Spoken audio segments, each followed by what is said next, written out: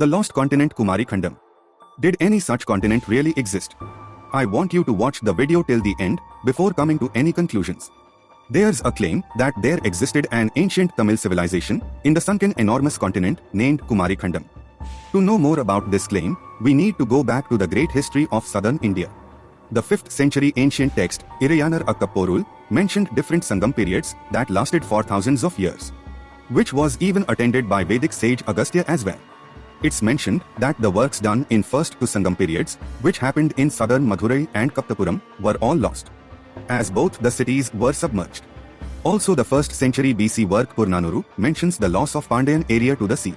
Again, the 12th century commentary on Silapatikram says the landmass from Paruli river in the north to Kumari river in the south was lost. Again, medieval Tamil writers mentions the loss of lands to the south of Kanyakumari. So we can see, definitely some part of the landmass was lost during the Sangam period. However, none of these accounts talk about the lost enormous continent Kumari Kandam. The Kumari Kandam first appears in the 8th century work of Kacyapa Shivacharya in the Tamil version of Skanda Puranam. But here Kumari Kandam is mentioned as the southern region, where natives worship Bhagavan Shiva. It has nothing to do with the land loss.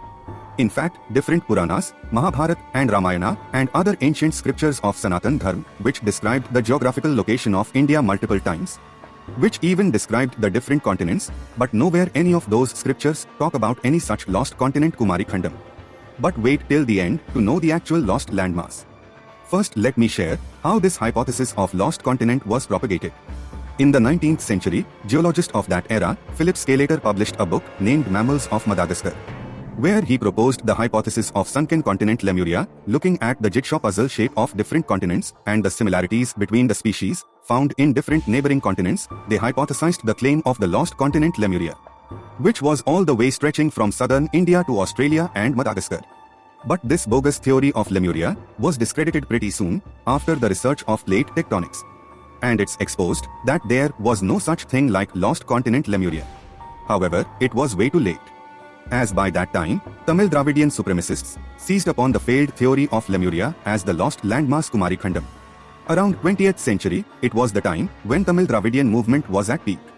And to show the Tamil supremacy, they adopted the failed Lemuria theory to prove that ancient Tamil civilization was way greater and native to the enormous region Kumari Kandam. But wait, does it mean that all the texts that mention the land loss of Sangam era was fake? Absolutely not. Bear with me to know the complete picture. If we go for scientific evidences, the huge landmass could be lost only before the last glacial period. For example, 17 to 9,000 years ago, you could have walked from the mainland Europe to the United Kingdom, as both the landmass was connected, and we do have clear evidences of that. As we know, during the last glacial period, the sea level was increased by 122 meters. So seafloor depth of any land lesser than 122 meters could be considered as the submerged land. But as we could find in the so-called region of Kumari Kandam, there's absolutely no place that is 122 meters or less.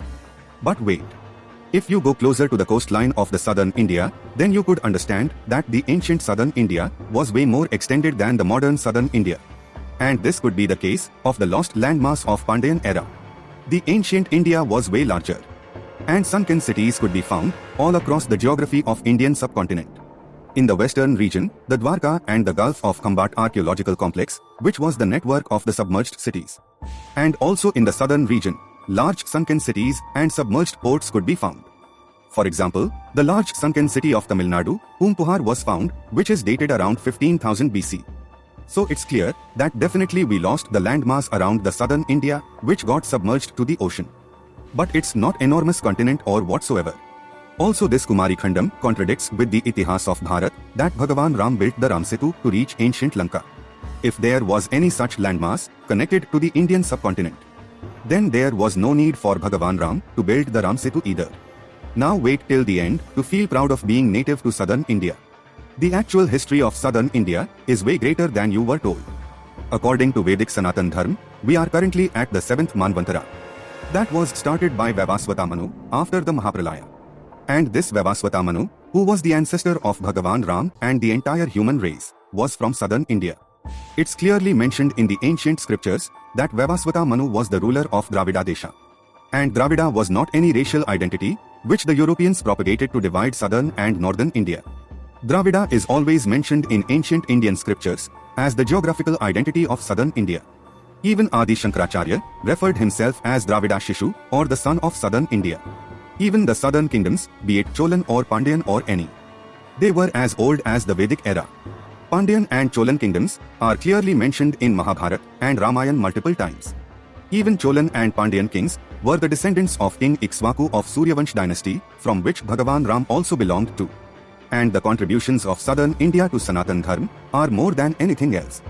From Alvars, Nayanars and Jagadgurus to great Acharyas who contributed to scientific discoveries, southern India always played the vital role for the spiritual and scientific development of the Bharat. Most of the history of southern India was deliberately hidden from the world.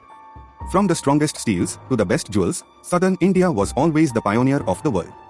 In fact, entire Southeast Asia was ruled by the southern kingdoms, who even had the largest naval fleets of the world. That's all for today. I'll be uploading other videos to show the untold great history of southern India. Follow Bhagavad knowledge to know more.